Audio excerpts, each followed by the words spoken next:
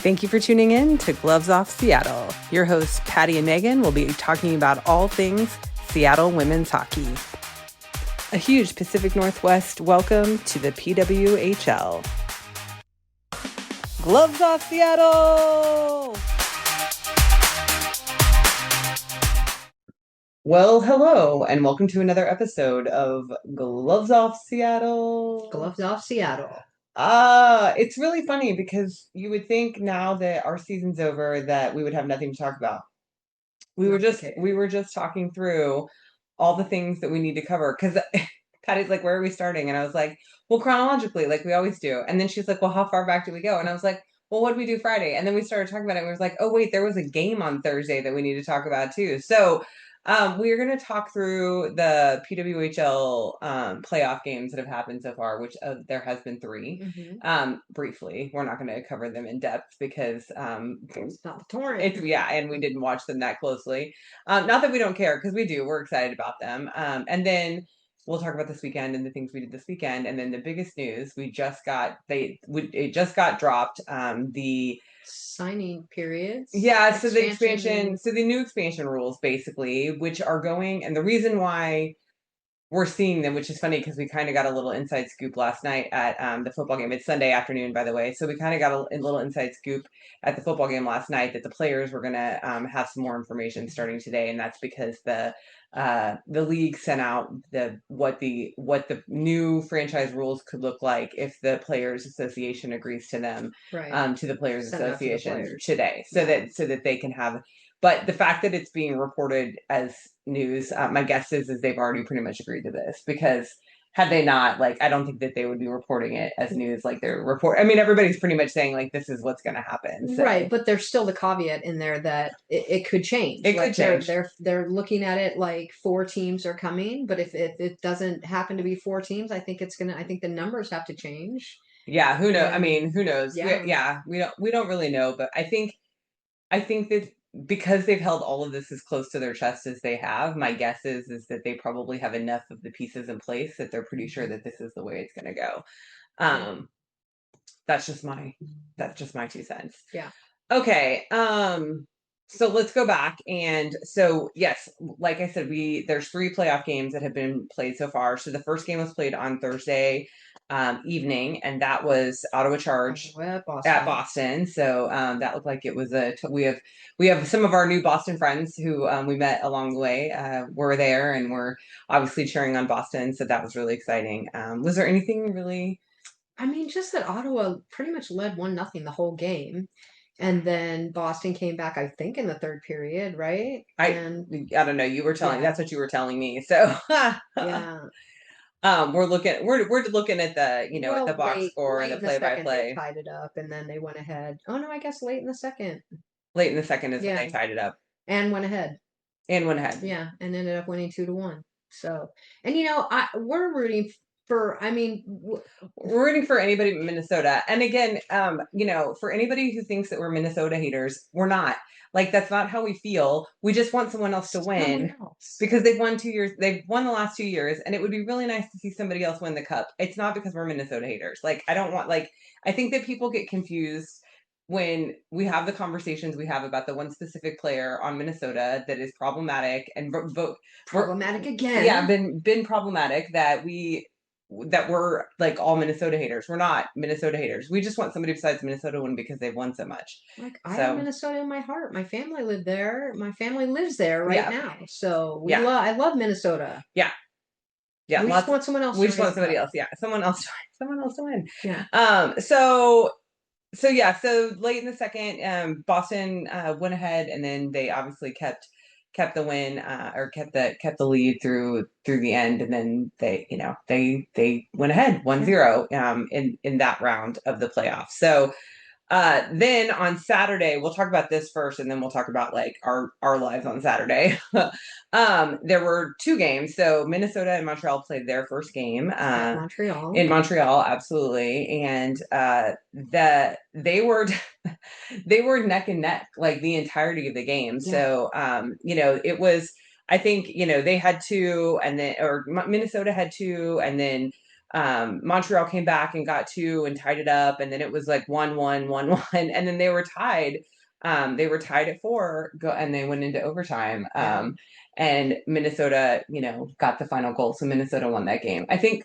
Oh, go ahead. Well, just the heartbreaking thing about that game was Yeah. that Stacey got a hat Hat trick, yeah. A hat trick and a loss is just Yeah. it's excruciating. It's got to be such a the first hat trick in playoff history. Yeah, but I'm glad she did it at home. I will say that. I'm really happy it happened at home, because that's always my sadness for players, is when they can do something big like that, have some big accomplishment. Even like, it brings me back to like when we were at MSG and Carpy got the first goal ever. First goal ever at MSG for a professional women's hockey player, which I think is a really cool thing. And it's like, it silenced the crowd, because most of the crowd were New York fans. You know what I mean? Like, we weren't silent, but like it really put a hush on the crowd. And how much more electric could that have been had it been a home crowd? That's right. I'm knocking parts. And the hits that rain down when you score a hat trick. Yeah, we've seen a couple happen on visiting ice, and no hats were involved whatsoever. Yeah. So that's just that Laura got to feel that in her home building, and that had to be something really special. So. Yeah, and heartbreaking. Yes, heartbreaking at the same time at the loss. But I think the big news from that game was once again, Curl did get ejected from the game because of a 5-minute major. And the interesting thing is all the discussion around this. I didn't watch the game, so like I can't sit here and say I saw the hit. Like, I did see the hit. I saw the hit that she put on, and it looked very vicious, and her elbow went to her face. Like, it looked, and it was retaliatory. Well, so that was what I was going to say. Is I didn't see what happened preceded it, but like from what everyone said, is it was retaliation, and that this isn't the first time that she has gone after someone in a retaliatory manner. And so, honestly, it's one of my least favorite things about the NHL is I feel like they do a lot of retaliatory, hits and fighting and that sort of thing. And it's like, I just want to be like, grow up, like you're playing a game, and it gets physical, but you're also playing a game, and you don't have to retaliate in a manner, like, play hard, win. Like, that's retaliation enough to me. Like, you don't have to try and hurt somebody. And that's what it felt like she was doing. So the safety committee hasn't ruled on that yet. We don't know if she's going to, be suspended. We're assuming she will. Well, we're all assuming she will be, because she did get suspended during the playoffs last year. So this is again, because this patterns emerge. The pattern is set. Okay. The pattern is emerging. And it's like, again, like people who want to call us Minnesota haters, we're not Minnesota haters. We are player safety aficionados, and we would really like all of the players to be as safe as possible. And it feels like this player specifically doesn't care about it. Doesn't care about other players' safety. So I get it. People are going to get hurt. We'll talk about the football game we went to on Saturday night. Someone broke a leg, like literally got a leg broken. And I don't think it was retaliatory or, malicious or anything. It just, like, that happens in sport. Obviously, like, people can get hurt.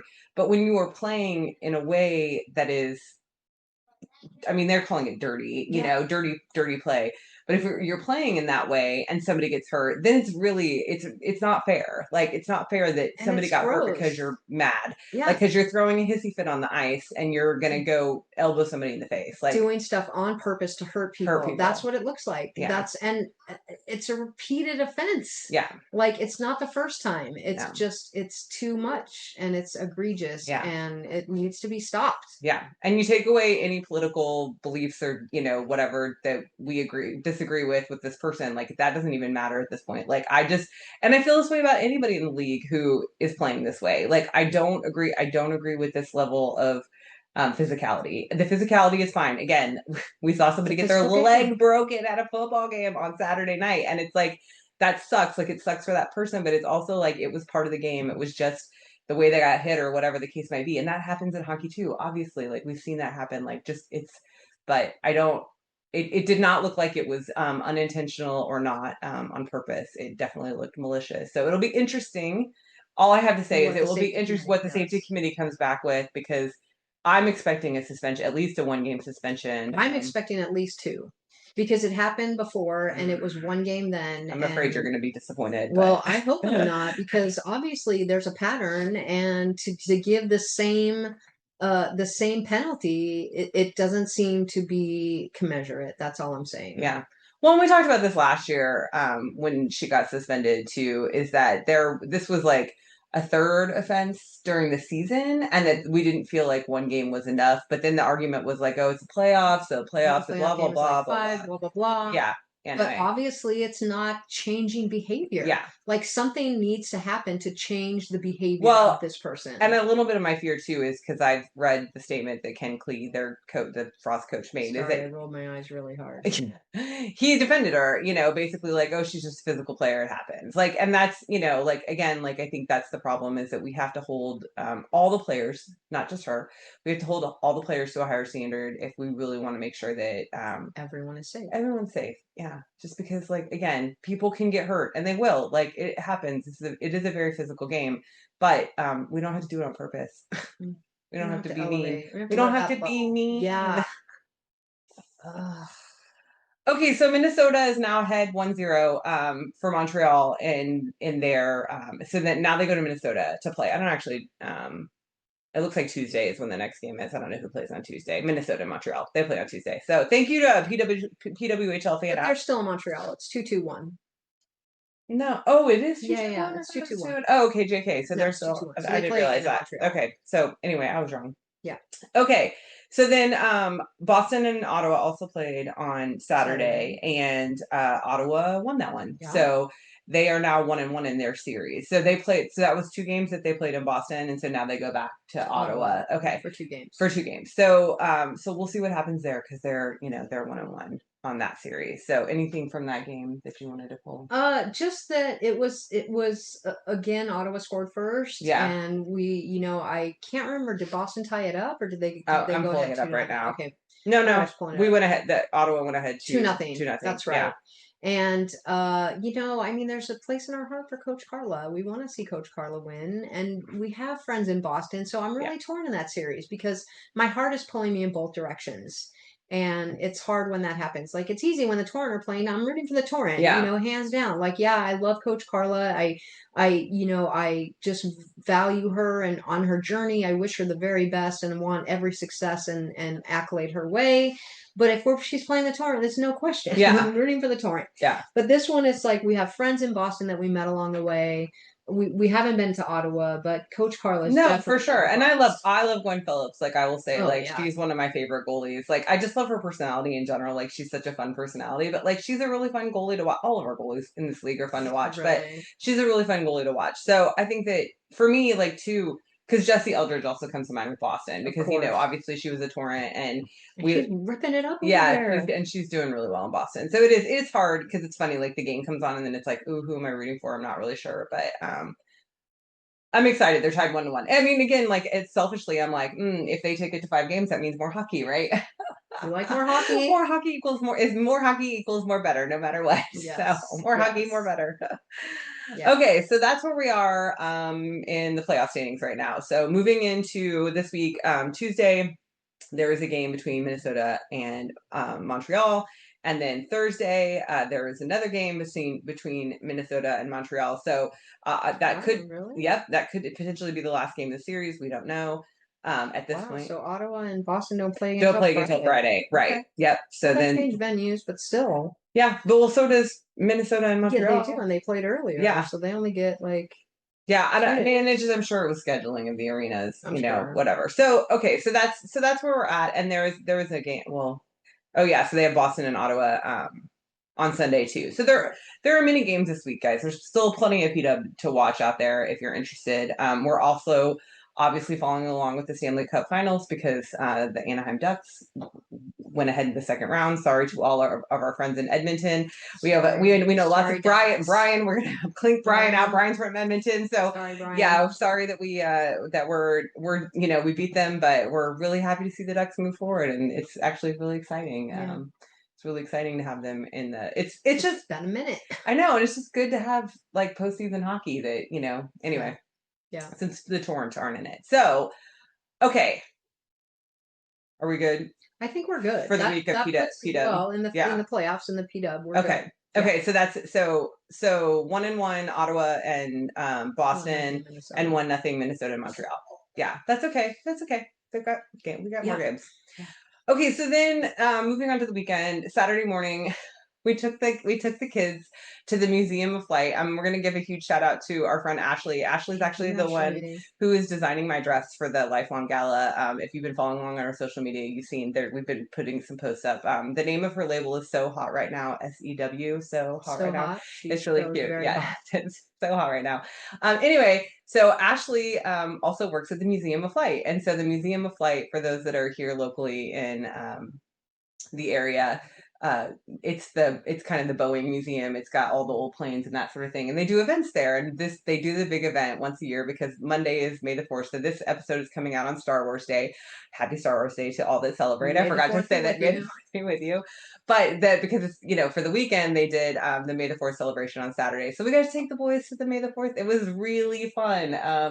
They had lightsaber duels, and they had lightsaber demonstration, but instruction. Yeah, they didn't want to do it, which was really funny. They had coloring stations. They had a little cantina set up. They had story time.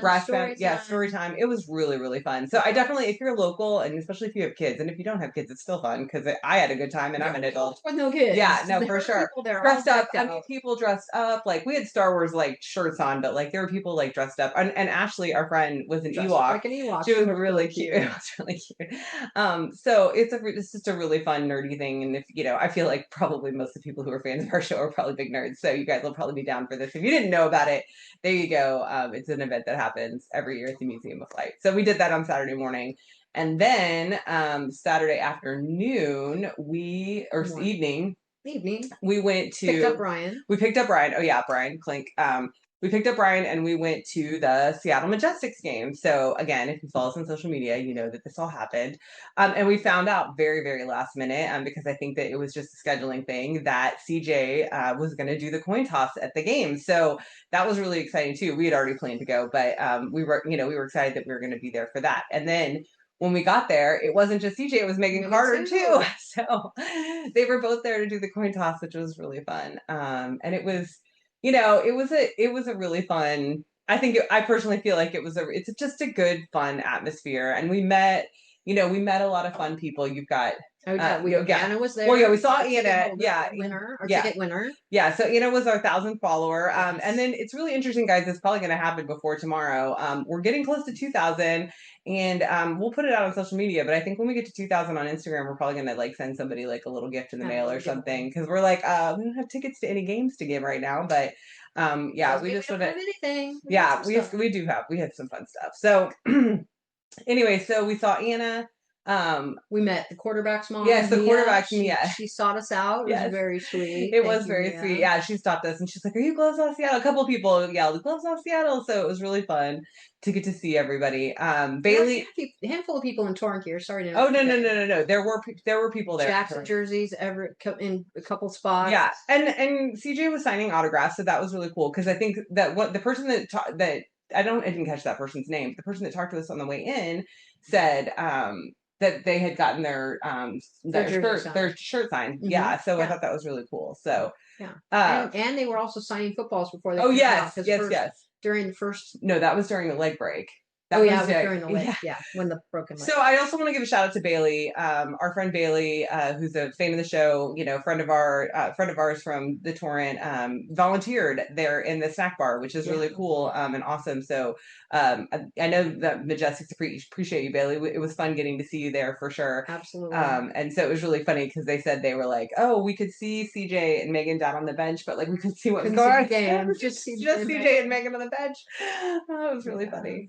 So the game starts and CJ and Megan did the coin toss, which was fun, and they were totally into it, and the crowd cheered, and it was really fun. It was. And then the game starts, and then very quickly into the first quarter, LA scores, but then I think it was before that the leg break. It was after that. Okay. After that. So so this player, I mean, we didn't really see the hit that happened. Mm-hmm. This player went down. See it. It's got to be on YouTube somewhere. Probably is, because they do stream, just so everyone knows, if you can't get to a game or you're not local, they stream all their games on Victory Plus. So all the games for the entire WNFC, let me make sure I say that correct. So all the women's tackle football in the league across the entire nation, they stream those on Victory Plus. So, which is a free app you can get. Like awesome. We can get it, you can get it free through like Roku or whatever. So just FYI. Okay, so this player goes down and trainers run out immediately. The team ends up getting out on the field around, both teams get on the field around the player.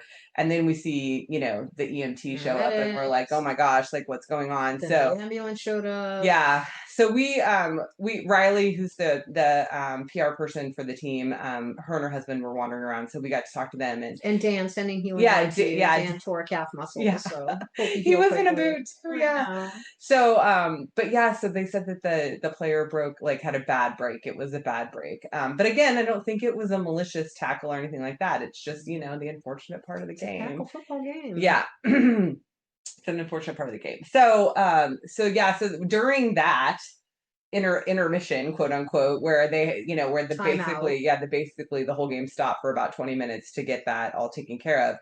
CJ and Meagan were throwing footballs, little rubber, rubber. And CJ was, I don't know if Meagan was too. I know CJ was signing some of them before they threw them. So CJ's arm got an arm. I know. We were sitting close to the back of the top of the stands, and they were going over our head easy. I was actually like, I don't think I want to get in front of that. Like that's how much I was like, a little rubber toy, but still. But CJ did play baseball, so I did it. I do want to. The arm is, I think, from a relic from the baseball days. So anyway, it was very fun. It was a very fun night.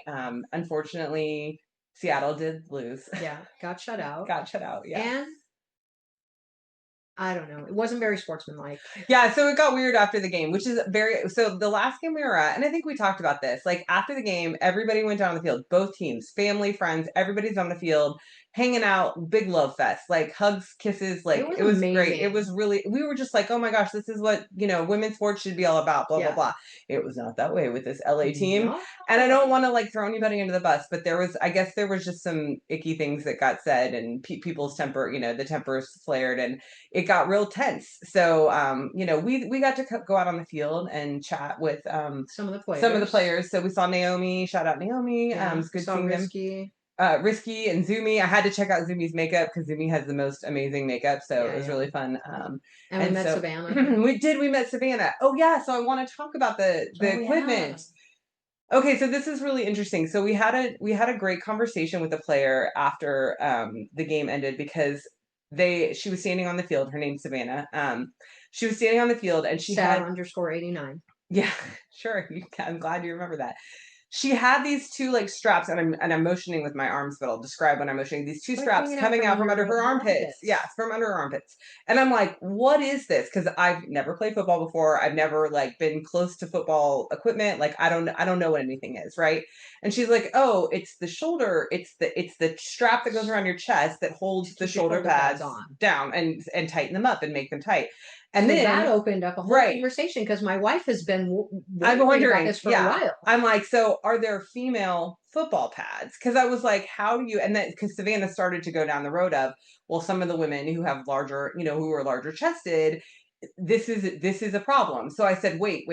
I said, so is there female football equipment? There is not. So first and foremost, okay, I don't want to. I'm going to do it. Adidas is a sponsor of theirs and gives them all their equipment. They still don't have any female equipment. So I'm struggling with this, but I want to bring light to it, because I think, number one, I didn't know, and I had the question. Everything that they're wearing is designed for men. It's not designed for women. And so what Savannah said, which I think is really important, is the problem is especially with the shoulder pads, with the women who are larger chested, is they have to buy a larger size to fit their chest, and then it doesn't fit their shoulders, and then they get hurt because they can't. Their equipment is not. It's protected. Anymore. Yeah. So, and we talked about the fact that there is women's hockey equipment now, and I think that is a newer thing. Like I don't think it's always been that way. And I just think anyway, I think it's really important. It's a really important conversation. Like she even pointed out the crotch of the pants. Like they're built for men. Like they're not built for women. And so because I wondered that watching, like looking on the field and watching them move. I'm like, I wonder if any of this. And she's like, no, nothing is made for us as women. It's just all universally for men. So it's an interesting conversation, just like the conversation about the pipeline for the tackle football, because there's not one. There's not high school tackle football for women. There's not college tackle football for women. And I think that's where hockey deviated. Yes. Diverted, because there is that pipeline, and there is high school hockey, and there's peewee hockey for women, and and as it has grown, now there's equipment for women. So yeah, for sure. So I just think it's important. We plan, so just so everybody knows, that their final home game, so I think they haven't had a town game next weekend, but their final home game is May 16th. We're planning on being there, minus any, catastrophes or sick children. We were supposed to go to the Mariners game today. That didn't happen because we got sick kiddos. But we're planning on being there on absolutely May 16th. Yeah, so that's their final home game, and they're playing against Oregon. And from what I hear, Oregon brings up a contingent, and so I want to make sure that we have lots of butts we're represented as well. So if you can make it out May 16th, it would be really great just to support them and support the growth of that league. So. Anything else about the game? Anybody else we need to? Oh, well, Amy is going to hook us up with balloons next time, so we have. Yeah. That's right. That's number 53. Yeah, her partner. Her partner, yeah. So we met Amy as well. And just everybody, like again, Seattle, like hands down, like the Seattle team, just so friendly. I mean, we talked to the coaches. Like everybody's just friendly and jovial, and it was a good time. And Brian came with us and took some amazing pictures. Oh yeah, the clink. Took some amazing pictures.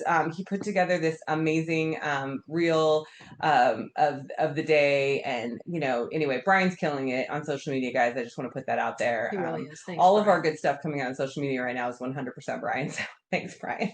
Brittany's doing a good job too, but there's not. I haven't seen any since the game on anything, but the Pride game, but which was amazing. It was amazing. No, yeah, oh my gosh, oh my gosh, that I cannot wait. I think Brittany does other sports now. I think they've moved on to the rain. I think that's what they do. I think so too. Yeah. So which is great. Women's sports. Yeah, more women's sports. It's all good. But yeah, I just want to give a shout out to Brian. He's doing a great job right now. Yeah. Okay, so that was our weekend. It's now Sunday, and we have now gotten as much information as anybody has about the expansion draft or not expansion draft. I don't even know who's signing. Yeah, I don't know what we're going to call this. Windows. So the way this has been described, and I'm going to give a huge shout out. I don't know who runs this account, but I'm going to give a shout out to them. pwhl.report. It's an Instagram account. They have a ton of followers. So if you follow us, you probably follow them too. But they put out a carousel that has everything bullet pointed for all the phases. So there is going to be 5 phases of expansion signing, and the first thing before the draft. Well, before the regular, the incoming, the rookie draft, right? Like, what do we call it? You call that a rookie draft? What do you call that? I guess I don't know. I call it the draft. It's. But it's not an expansion draft. It's not an expansion draft. Yeah, not the expansion draft. Yeah. So, I think it's really funny because we have many group chats about PWHL, and like all of them are going off right. Yeah, they are. Like I keep seeing like all these notifications coming through because everybody's talking about this. So we're going to try and get this we're going to try and do the best we can with the information we have. And we are not in any way, shape, or form experts about this. We just want to get the information out and, correct us if we're wrong. If you have other information. Yeah, I will be wrong. Well, I'm just saying, like, if you have other information, if you know something, like, feel free, chime in. Yeah, please. Chime in. Like, because we're going to do the best we can with what we got. So the first thing I want to say before we go into what each phase is that I feel like what has happened with all of this is that they are, whether it's their hand has been forced because the Players Association said you had to, or the league has just said we want to make this a better situation for the players. I feel like that's what's been done in all this. Definitely skewed in the players towards the players in their satisfaction. I think. Yeah, and a little more control and choice. Like I think that's kind of the number one word I think that's come out. The choice that the players are going to have choices. They're not necessarily, and there may come a time during all of this where there may be what has Brian been saying? A draft might be wafered in through all this if it's necessary, a mini draft, right. If it's necessary, but that for the most part, the players are going to have the control. And there's some salary information in here, which is definitely putting a lot of players in a better position salary wise. So yeah. Okay, so we're going to get into it. Like I said, I'm going to use the bullet points from the pwhl.report because I think that they just did an excellent job putting this together. Thank you. But what we know right now that phase 1, they're calling it initial protection and expansion negotiation, is probably going to start May 28th or close there too, yeah. Right?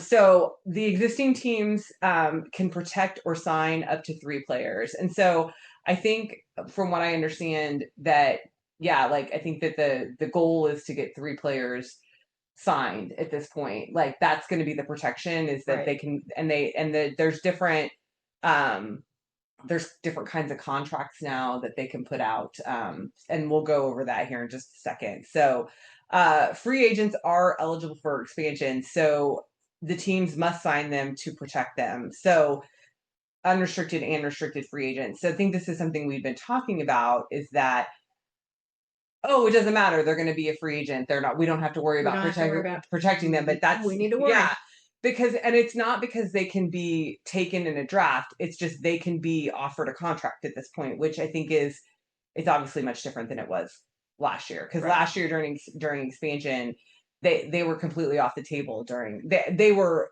when the signing window open for unrestricted free agent, obviously then everybody came to was on the table for that, but this is a different situation. But they had a signing window before the expansion draft, because that's when Hillary and Serdachny and all them came. Okay, right. So maybe this is just a little more formalizing what we did last year, now that I said that out loud. Okay. You know what I mean? Because they signed like 5 players at that point. They did. So maybe they're putting phases to what they didn't have phases to before, instead of just saying this is an expansion draft, saying these are the windows that are happening. Yeah. Yeah. So. Okay. So, and then expansion teams can negotiate with pending free agents, but can't sign them yet. So that's kind of where we're at. But I think, so basically the question mark is, and like, let's bring it back to like the torrent, because that's our what we're thinking about, is that what's going to happen May 28th is that the torrent we're going to probably try and sign 3 players at that point that are existing, that are free agents, would be my guess, that we want to make sure we have here and are under contract. So if we had to guess, we're going to guess Hillary Knight, Alex Carpenter, and then it's a toss-up between Barnes and Bilka. Yeah. I think, if I had to guess, I think that's probably, we're not sure whether it would be Barnes or Bilka, but... Or Murphy? Yeah, but Murphy's not a free agent. Okay. That's true. Barnes isn't a free agent either. No. I don't know if Bilka is. I don't remember whether she signed a multi-year deal or not. Yeah. So, anyway... I don't know. We don't know. Like we said, I'm not an expert on this, and I definitely don't have the stats in my head to wrap. But that, I mean, just here's our minor prediction about what's going to happen during phase 1. We're probably more than likely. I mean, Hillary said she wants to stay. I mean, they've all said they want to stay, but Hillary said she wants to stay. I can't imagine them not negotiating with her first and signing her first, and then her emotional support person, Alex Carpenter, coming with her. Absolutely, because you know what? Multiple franchises are... The aquarium needs her. I know. That's right. We need her. Everyone needs her. Harvey, you have to stay. Okay, so then we go into phase 2. So target list and primary signing. So this is really interesting because each expansion team are going to have to submit a 20-player list that they... a 20-player list that they have they're targeting for negotiation. So at this point, expansion teams can sign up to 5 players. So from that list, right? So that's the thing, is that they have to basically declare who they're going after. And my guess is it's going to be public knowledge. We're all going to know it. Right? Yeah, we're going to all know it. Yeah. So this is where this account explains the different contract types, or it at least names them. So the expansion franchise offer, the EFO, one per team, binding if offered. So there's not a negotiation, I guess, and I guess they have to sign it. So and there's one of those per team. So in essence, that's basically a draft. I mean, like, they don't have an option if they offer it to them. They don't have an option, and they get the money. They get $1,000 guaranteed, or their salary, whatever's higher. 100,000. Sorry, not a grand. That would be horrible. Yeah, 100,000, or their salary, whichever is higher.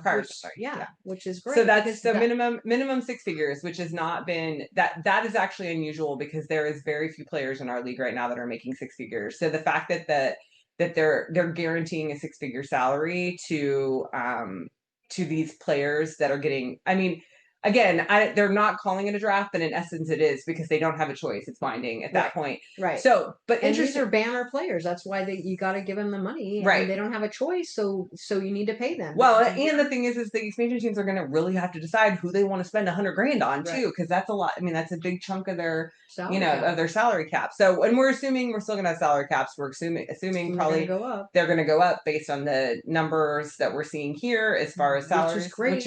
Which is what we need.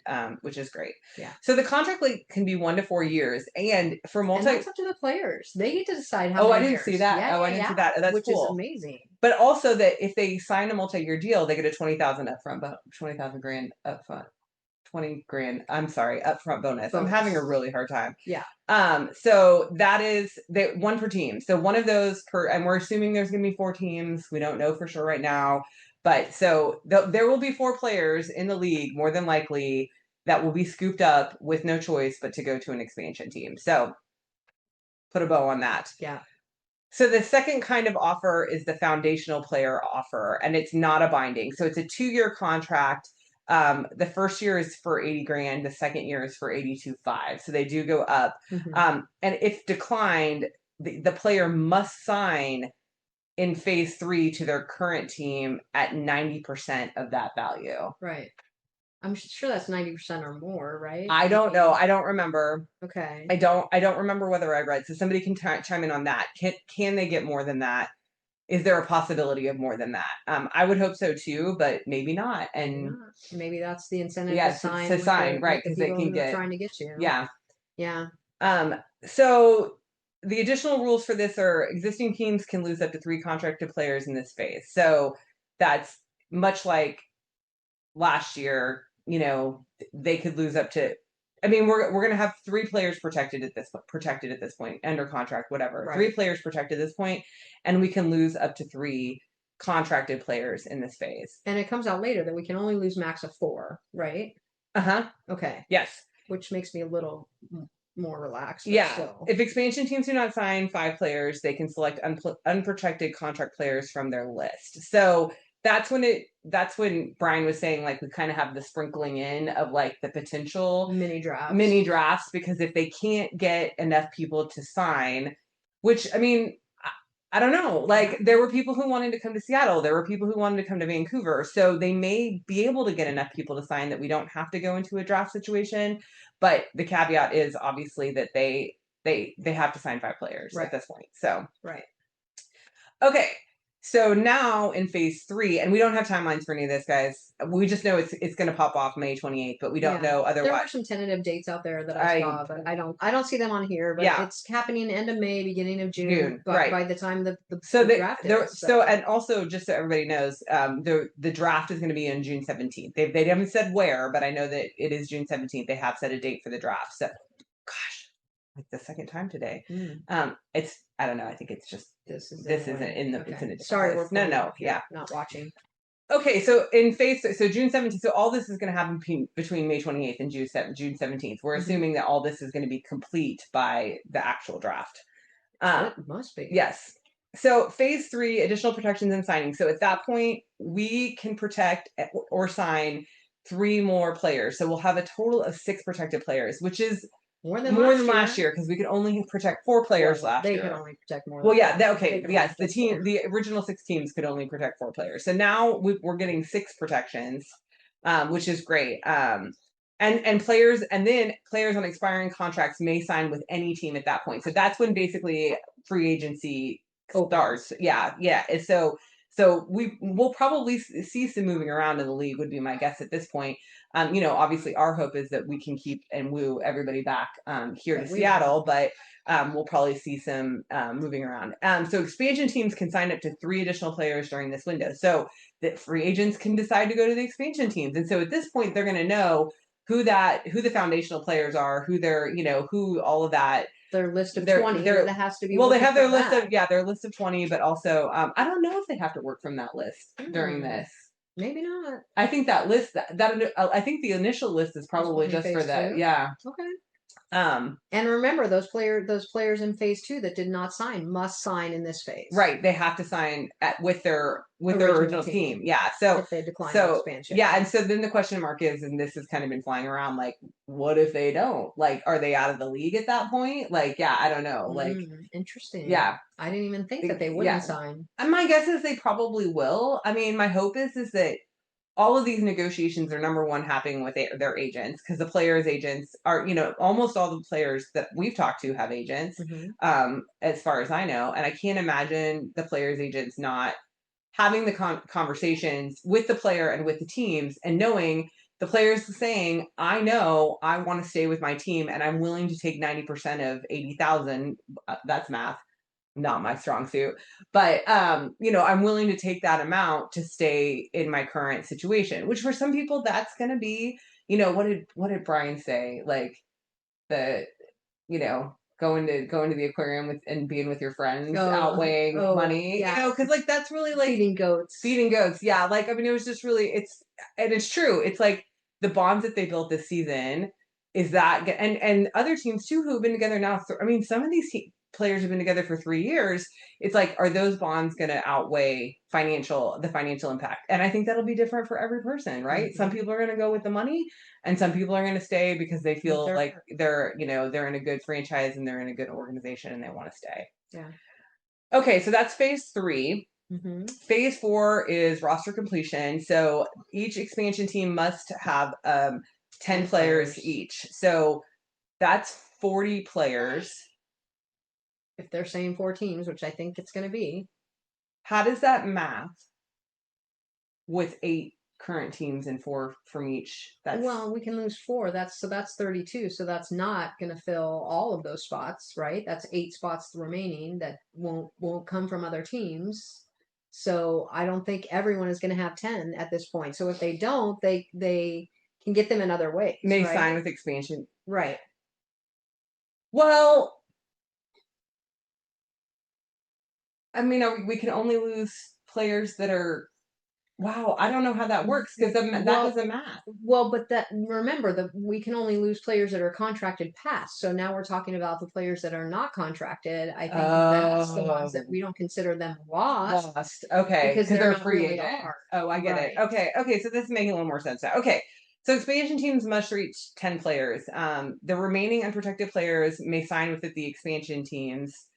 And if needed, expansion teams may select unprotected contracted players. So then that's basically like, we have our 6 that are protected, whether they're signed or just protected. I don't know how that works, but we have our 6 that are protected. So anybody else that's under contract at that point, then they're eligible for a potential draft. Right. And this is where we can only lose 4 contracted players. Okay, by the end of this phase. Yes. So I guess the chances is we may lose no one who's a contracted player. I mean, I guess that's a possibility. It's a possibility. Interesting. And I wonder how much the choice is, because some, like the one where they offer that contract, you have to take it, or sign later, or you don't have any option, you have to take it. Whatever. Like, can our contracted players, like, if they try to get them over, can they say no? Can they not? I think each team will get 1 player that can't say no. Right.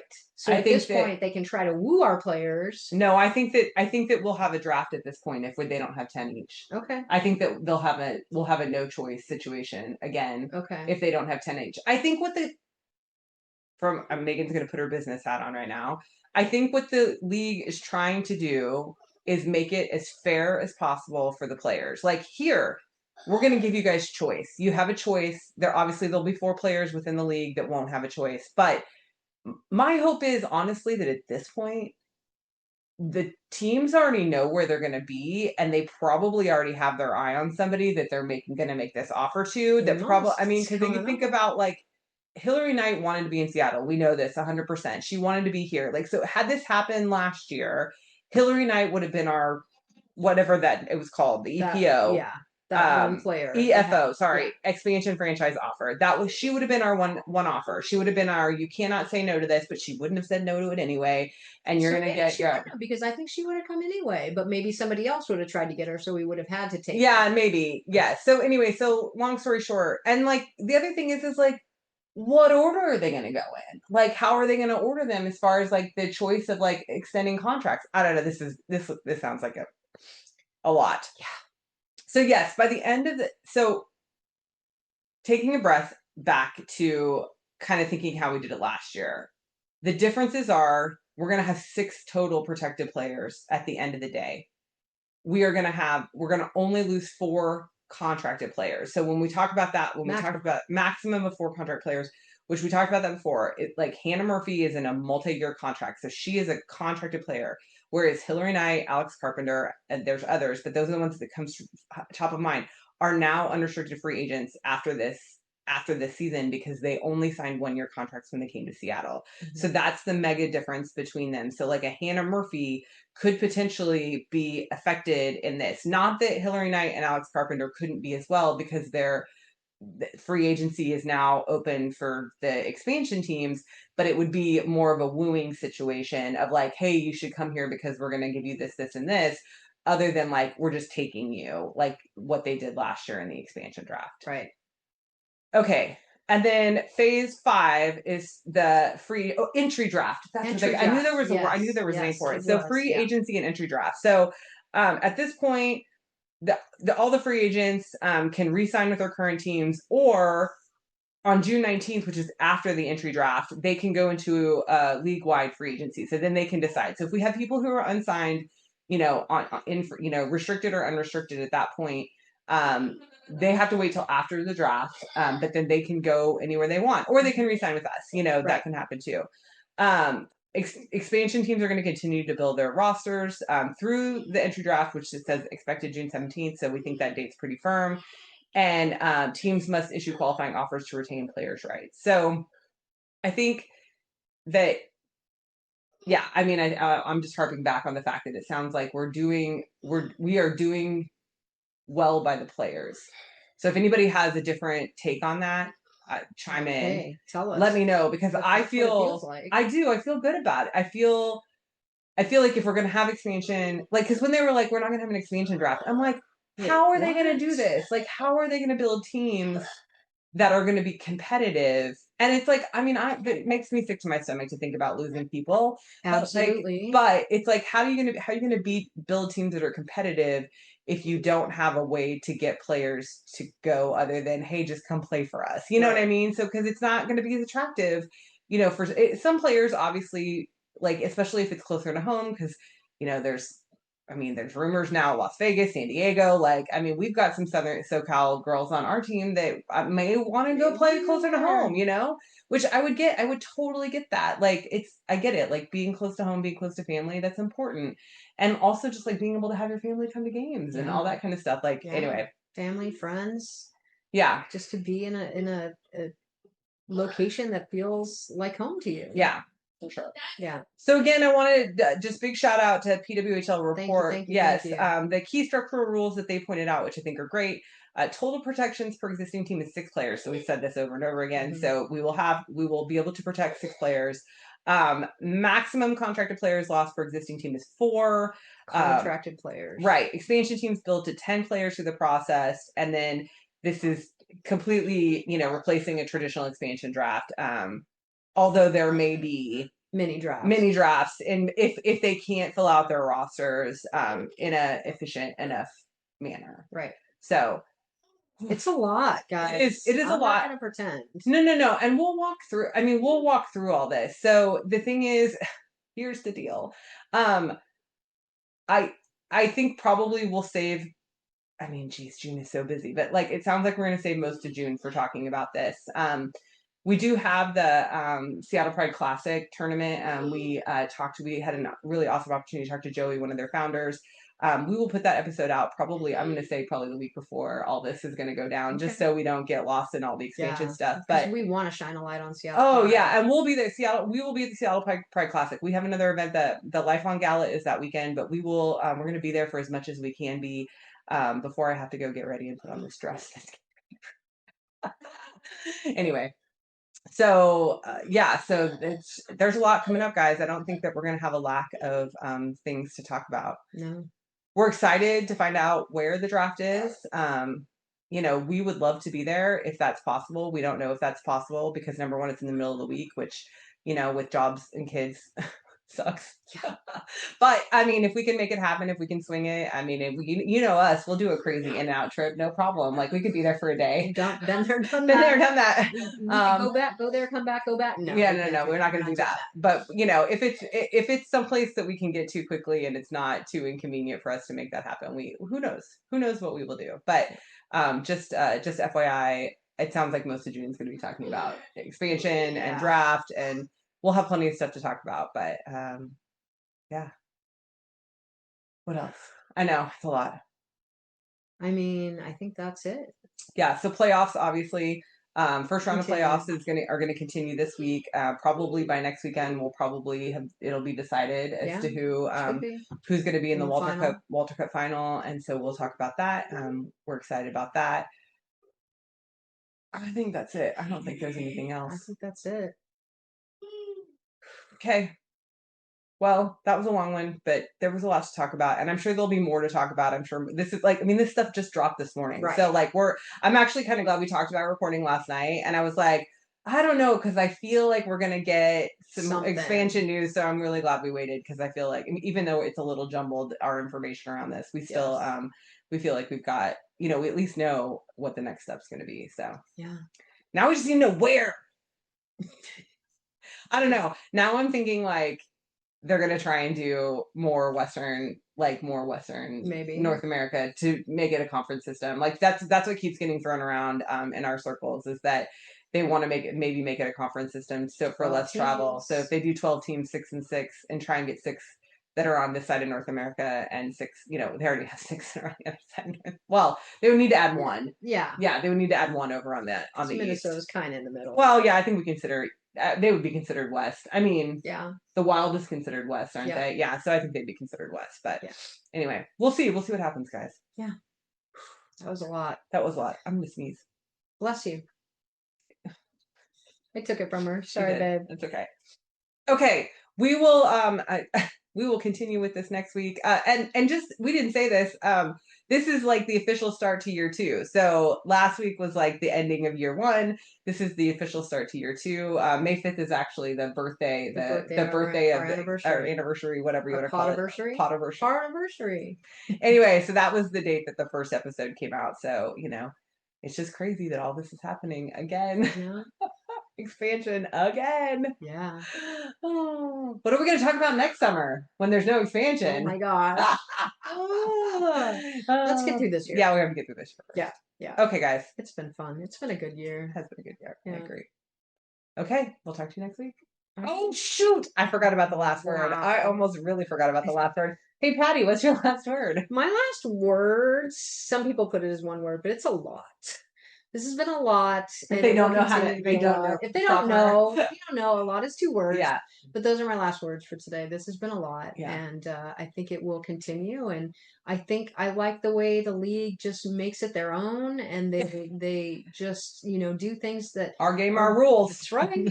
That's right. That's what Barbie says. So, our game, our rules. Yeah. Don't tell me I have to do it a certain way. I'll do it the most complicated way I can find. Yeah, I think a lot of people are going to be reading the rules. Yeah, I think that, obviously we'll learn as we go, but our hope, and I'll say this, we won't belabor this anymore, but our hope is that we just get our 4 teams, pull this Band-Aid off of our expansion, and then be done for a little while, and get the league. Because the league is moving in an amazing direction right now. Obviously, fandom, everything is just exponential growth. Everything we see exponential. So let's get 4 more teams, and then maybe a conference system, and just be and just be living it for a while. Yeah. So, living it. Perfect it. Yeah. Yeah. Okay. All right. Talk to you guys next week. Bye-bye. Bye-bye. And that's the show. Tune in next time for another episode of Gloves Off Seattle.